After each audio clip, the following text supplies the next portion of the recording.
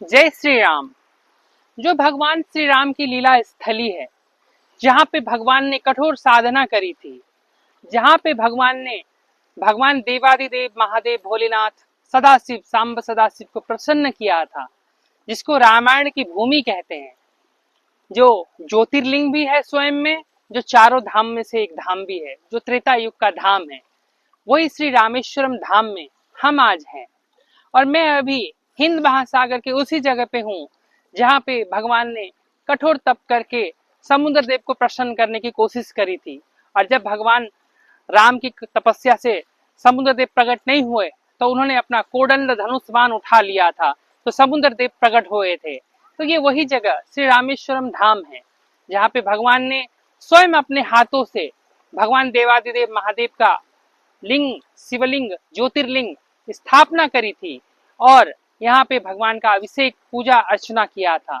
यहीं पे भगवान ने लंका के लिए प्रस्थान के लिए, लंका पे युद्ध के लिए पूरी रणनीति पूरी वानर सेना के साथ बनाई थी। तो वो रामेश्वरम धाम में है। और सबसे बड़ी बात, आज श्रावण मास का दिन है। श्रावण मास का प्रथम सोमवार थोड़ी देर में आने ही वाला है और हम भगवान देवादिदेव महादेव के दर्शन करेंगे। तो श्रावण मास में भगवान श्री देवादिदेव महादेव के धाम श्री रामेश्वरम में आना अपने आप में एक बड़े सौभाग्य की बात है। कहते हैं भगवान देवादिदेव महादेव औढ़धानी है, भोलेनाथ है। भक्तों से इतना प्रसन्न होते हैं वो कि अपना सब कुछ न्यौछावर कर देते हैं। बस कुछ नहीं, एक जल की धारा से ही भगवान प्रसन्न हो जाते हैं, एक जल के अभिषेक से ही भगवान प्रसन्न हो जाते हैं। और ये रामेश्वरम धाम जहाँ हम हैं, यहाँ का जल का तो इतना महत्व है कि आप स्कंद पुराण में, शिव महापुराण में या अन्य अन्य पुराण में इसके बारे में पढ़ सकते हैं। जब यहाँ भगवान ने स्वयं प्रकट होकर श्री राम को दर्शन दिया था और यहाँ पे जहाँ पे भगवान भोलेनाथ हो, उनकी लादनी शक्ति जगत जननी माँ आदि शक्ति जगदम्बा भी वो जरूर प्रकट होंगे।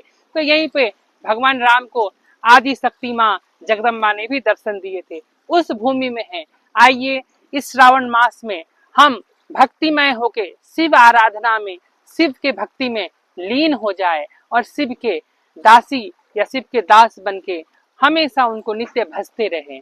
यही हम भगवान देवादिदेव महादेव से प्रार्थना करते हैं कि हम सब उनकी भक्ति में लीन रहें।